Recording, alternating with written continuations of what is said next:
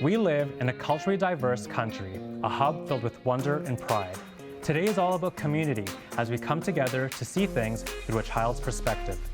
We'll share stories of Canadians celebrating inclusivity and culture at home, at work, and within their personal lives on Spotlight Features, Building Communities.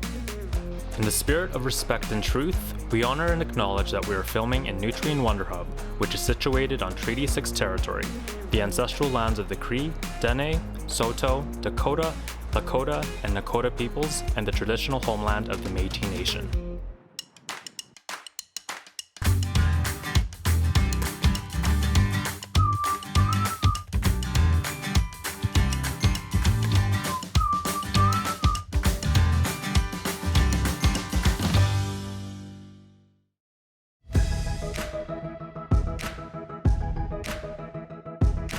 Hello, bonjour, and magandang araw. My name's Ian Frias, and it fills me with pride to be your host today. Today, we're at Nutrien Wonderhub in Saskatoon, a children's museum all about bringing people together to celebrate community and encouraging us to play, learn, and create. Children are free of bias and welcoming to all. It's through these eyes we can celebrate diversity. First up, I'd like to share a little about my personal journey with you.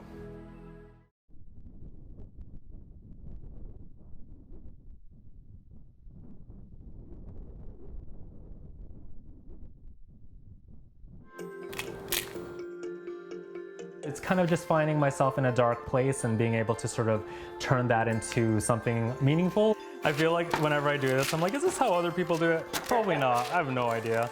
Baking's pretty new to me. I've sort of only gotten into the hobby 2 years ago, and lots of it has really been by chance. Sort of everything just sort of snowballed in a good way in terms of where I am now. Hi, my name's Ian. I'm fiery, icy, nice but spicy, and I'm a baker from Saskatoon. April of 2020, I was laid off, and so I had some time with myself, and all I was really doing was watching a lot of reality baking television and competitions.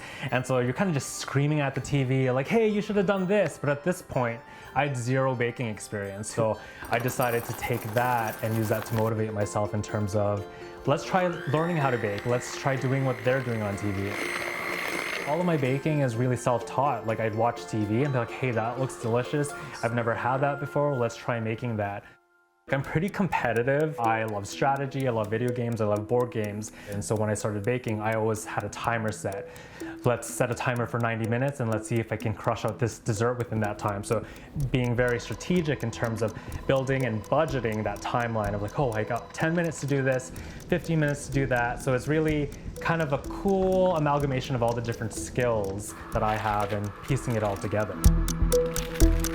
I was just out there jobless, figuring out like, oh, let's bake, let's try making some ice creams, let's try making some desserts. And then I sort of caught eye that they were a casting call for the Great Chocolate Showdown. And so I was like, hey, let's give this a go. I think I'm entertaining enough.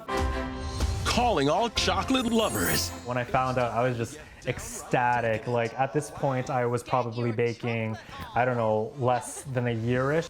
Welcome, bakers. I loved the entire experience of the filming, getting to be behind the scenes and see what it truly is and what it's like. I was able to get 2 top placement desserts in the elimination challenges. I went home on a pumpkin spice dessert, and there was no hard feelings about it because I'm literally so proud of what I was able to create there. I think being on the show was really important to me because it really was about that representation. Being as a member of the Filipino community, the queer community, it's really important that people can feel seen. And so when I watch TV and I see an Asian person or a queer person, I'm like, hey, I relate to you, I want to cheer for you. So hopefully me being on the show and me being present is sort of a good motivator for people kind of in the same groups that they fall under, and hopefully that inspires them.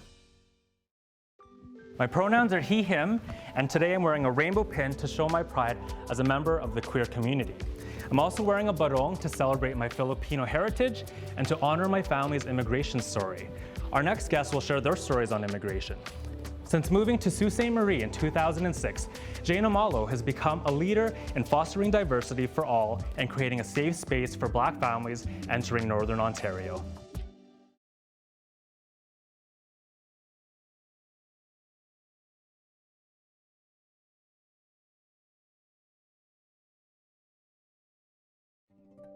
Diversity to me is simply celebrating our differences. We are all very different in the way we look, in what we believe in what our perspectives are, in our attitudes, all the outward things that make us unique. That's what makes us diverse, and that's what diversity is. When I moved here in 2006, there wasn't much of a diversity in our community in terms of Black people coming to settle and live in the community. Before I joined Algoma University, I did work at the Sioux Community Career Center as the manager for newcomer programs. It was when I was working in that space that my passion for working with equity deserving groups grew even more. I really felt there was a need to continue to work together with the community in terms of making Sault Ste. Marie a welcoming space for all. I'm one of the co-founders of Akano. Akano was founded in 2010 as a not-for-profit organization, and for the past 10 plus years, I've been the president. Its full name is African Caribbean Canadian Association of Northern Ontario. And so it became a space, became a safe space where we'd always come together and meet. And we just continue to grow. Every year we'd move into a different space. That space will be sold out. This is called chapati. Chapati is an East African flatbread with origins from India. And every time we met, we featured one cultural cuisine. And as we shared the food together, we also had a topic that we'd pick and we'd discuss about. And we found that a lot of the needs was around mental health and financial literacy. And at the end of the program, when we did our survey, it was amazing to know how many parents were able not only just to have that bank account, but to be able also to go and get a credit card and build on it and purchase their first home, for example. Can you please stand up and let's give Jane O'Rourke a standing ovation for her commitment, her hard work, her love. Please do better than that. You know, you never know the impact of the work that you do until somebody else comes and says, this was very impactful to me. I was so proud when you told me you have your G2, and I'm like, yay, go for me.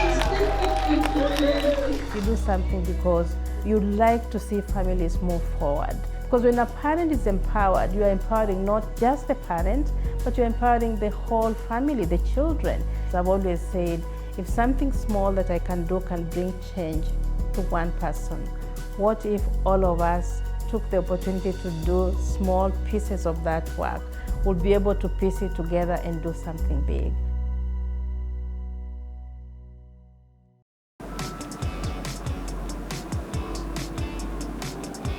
The Northern Lights display truly sparks joy for all, especially those in STEM. Love what you do and you'll never work a day in your life. Stephanie Pichot lives this dream every day as an electrical designer, a dream job she could see herself in thanks to the woman who came before.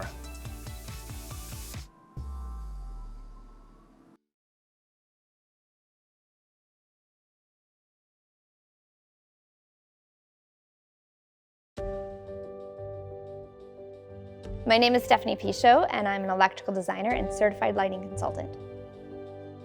From what I understand, the women who had come before me in this line of work felt very much like a minority.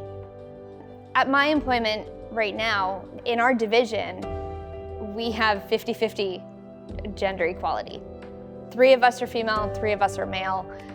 We're also led by a female CEO, and that's really because of the people that came before me.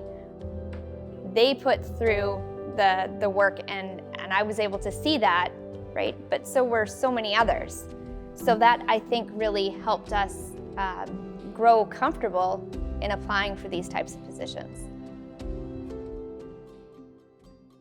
Engineering firms play a vital role when it comes to STEM because we are literally the E part of STEM, which is the engineering.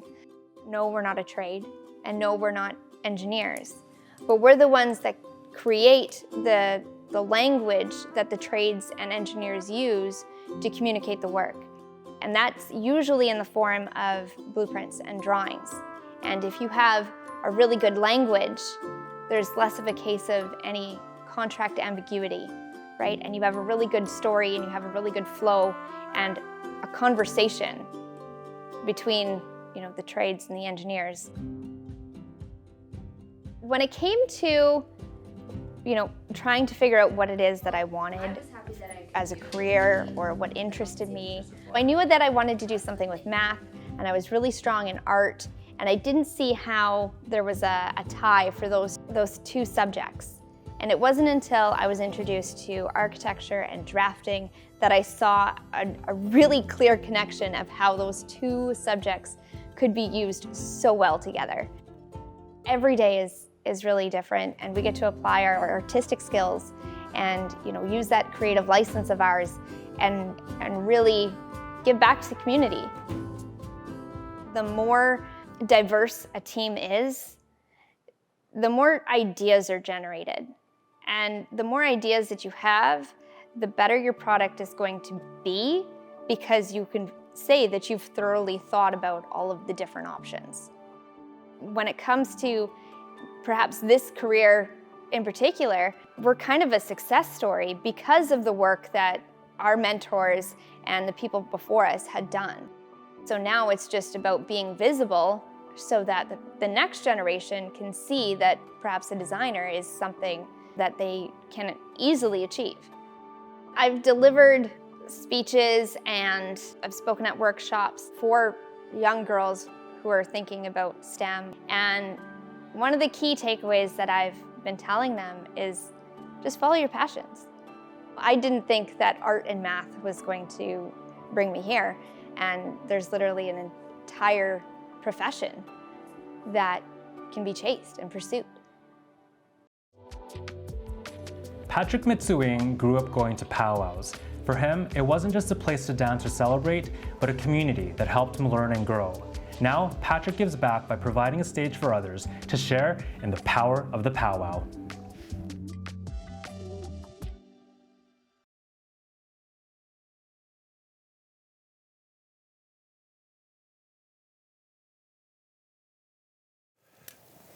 Powwow has done so much for us as a family. For us, you being second generation residential school survivor, and me not really, not having a rooted family. Powwow was our university to learning what it was to be Indigenous. To me, it saved me, and I think it saved us. And it taught us so much about life and about how to treat people and how to carry ourselves. And it brought a lot of blessings in our lives, and I think us wanting to host that powwow is to try to share and capture that same feeling that it done for us, right, to give to others. Almost every tribe is represented at a powwow. From the far south to the Navajo Nation to Florida to California, back all the way up to Canada. You'll be able to recognize that in their beadwork, in their regalia, in their style of dance. And so it's really, really a beautiful sight to witness. Big, huge effort. There's a whole lot of work that goes into having a powwow, especially on the scale of this one. That's a huge undertaking. And I really commend Patrick for all the work that he's doing. I grew up in the powwow world, ever since I was a little boy. And it's something that I fell in love with at an early age. And I got to learn so many aspects of powwow. Got to learn about the dancing part of it, and then eventually the singing part of it, and then eventually getting to know the elders, the veterans, the knowledge keepers, the MCs. And I felt like the only step past that is to eventually host our own powwow. It's a really cool way to bring all cultures together within the Indigenous community, and we all come together at a powwow to celebrate life and to celebrate that we're here and we're healthy, and we dance and sing for those who can't make it. In front of me is a mural made by Mackenzie Dupree, an Indigenous artist. When it comes to building community, the Campbell River Art Gallery, known as the Art Hive, is a special place, providing those with lived experiences an expression through art. John Sharkey not only found a community, but a family to lean on when he needed it most.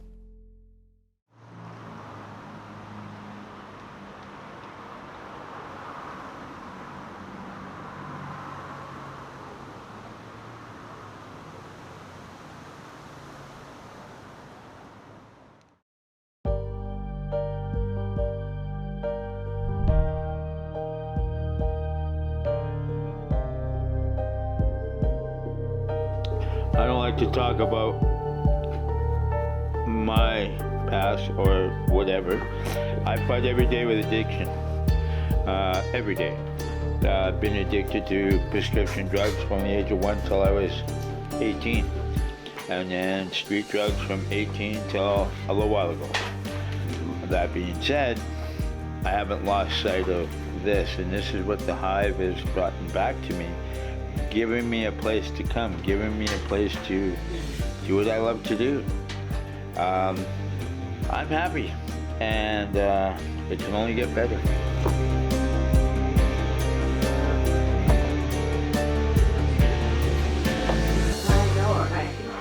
I had gone through a little bit of a hard time, ended up on the street outside here in Campbell River, and somebody had told me that there was a project going on towards the gallery here, and that it was a place to come and do artwork. Being an artist all my life and running into hard times and realizing that I had no place to do artwork, pretty hard to do artwork when you're living on top of your scooter. Doesn't matter how I got to the street, it just, I was there. And that being said, I met wonderful people. These ladies and people that are involved are so giving. It's like having another family. I have one brother left out of my whole blood family, but I just gained a whole new sense of family by people that I can trust. And especially looking into somebody's eyes and they're listening to you. You know, some people strive for that all their lives and never get it. I get it almost every day just by learning to love myself and learning that I have worth. You know, that I do matter. There's people that will actually genuinely open their hearts to you. That's pretty tough to find anywhere nowadays.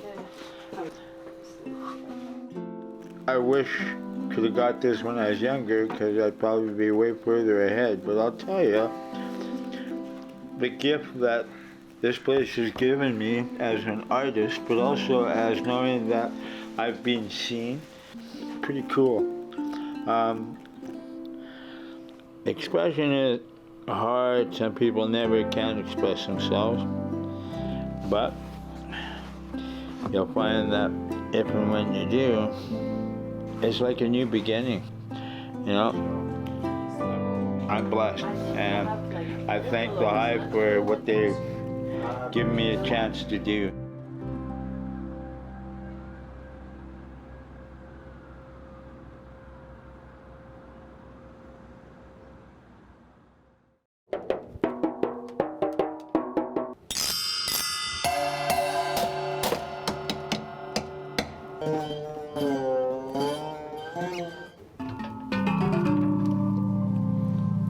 Music is universal, from the beating drums of the North American powwows to the beating heart of the Japanese Isles. Taiko drumming is a traditional practice in Japan and is claimed to represent the spirit of the Japanese people. Not only does Kelowna's Yamabiko Taiko group bring together the cultural roots of the drum, but this drumming group has special family ties.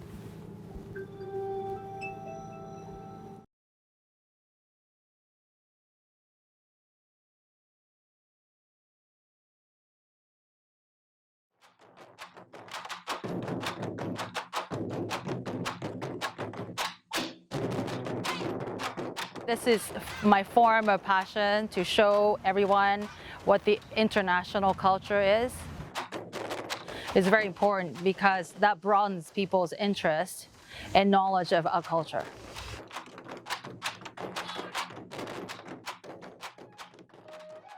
I was born in Japan and came to Canada in 1993. I started actually playing Taiko in Kelowna 12 years ago. I started because I just wanted to make friends.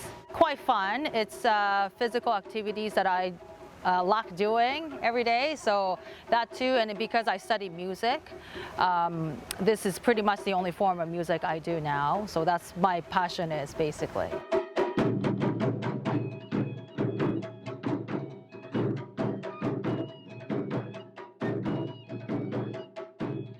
Taiko drumming is a form of Japanese traditional music that started as a communication instrument, but now in the 50s has become a musical instrument as a performing art.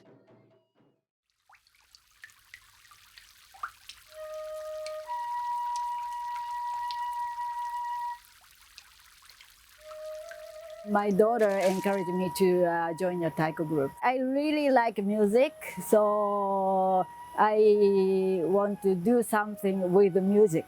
And I try to think about workout, and I found out Taiko's music and workout all together, so that's really good for me. We talk about drumming about 80% of the time now, and we all talk about how to perform better, how to play better, and how to improve our technique. But always our goal is to play better in front of the people. When we are ready, this is the last thing we wear. Set our mindset to go to the stage. We try to look at each other, support each other. We yell at each other too. Our goal is to give the energy and share the culture of Taiko. I'm really proud of her. One, this is very fun. And two, it's a lot of physical activities. You get to play music and you get to bang the drum. It has taken over quite a bit of my life, but I am quite happy with what I do.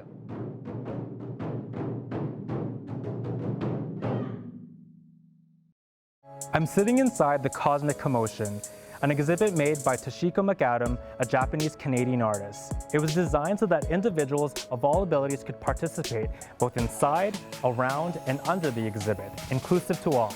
To close out the show, we'd like to share in the pride the entire city of Kenora, Ontario has for this next individual. Jesse Baczynski not only represents diversity in sports, but when he sets his mind on something, he lets nothing get in his way.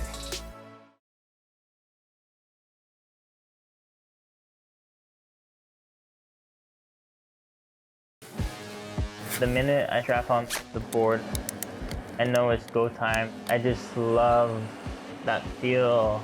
I'm ready. Of what I'm about to do. I would say I kind of see shadows.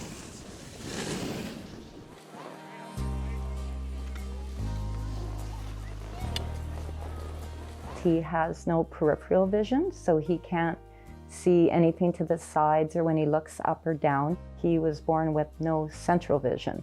So that means he also, unfortunately, can't see things that are directly in front of him. I guess when you're talking to doctors or anything about your children, you only want to hear the good stuff. But we also realized that this was going to be Jesse's reality, and we needed to make the best of it. Straight, straight, straight. Sharp left, left, left, left, left. I think that was one gift that we could give him, is not letting our fear hold him back and trusting that he could make his own wise choices for himself. I focus on what I can do, not what I can't. When I went to try something, I quickly realized, I know I can't see this, but how can I do this without being able to see?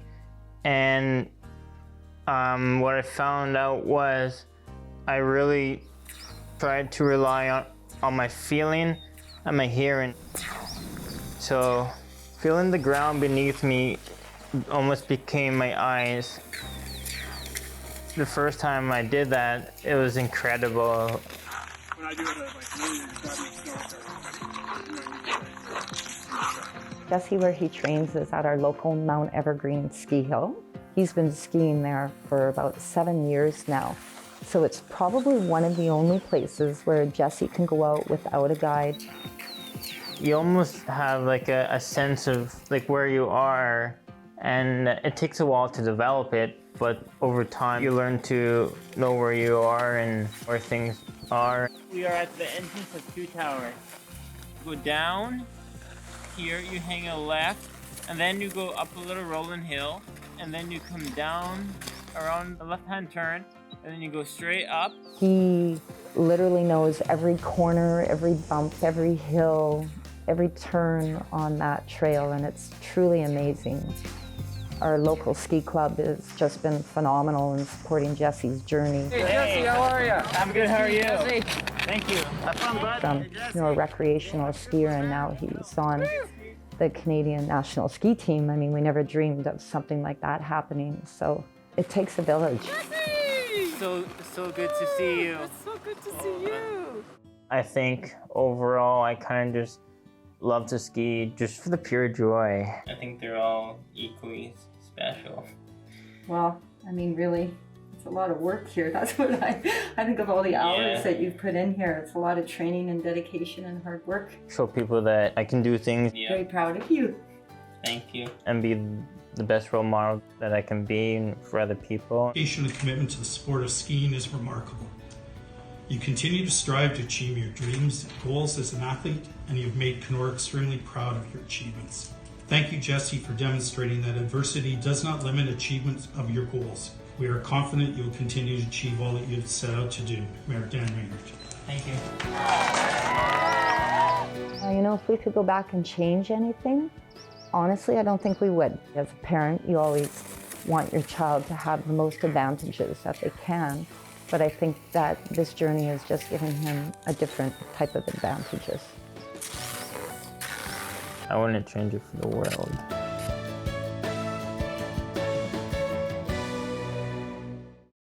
Thank you so much to my fellow Canadians for sharing their incredible stories, and to Nutrien Wonderhub for sharing this amazing space. Remember, keep it fiery, icy, be nice, and keep it spicy. By embracing our inner child, not only do we celebrate our uniqueness, but we foster a world of inclusivity and diversity. To see more stories on the communities, please visit shawspotlight.ca and give them a follow on social media. The other thing that the show told us was like, you guys need to smile more. So it's like we're all in the zone, and under the pressures, like it's the last thing you're thinking about. The way we look, in what we believe in our attitudes, all the outward things that make us unique. That's what makes us diverse, and that's what diversity is.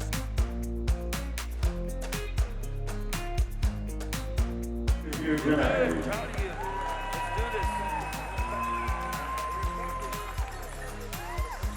I don't like to talk about my past or whatever. I fight every day with addiction, every day. It's very important because that broadens people's interest and knowledge of our culture.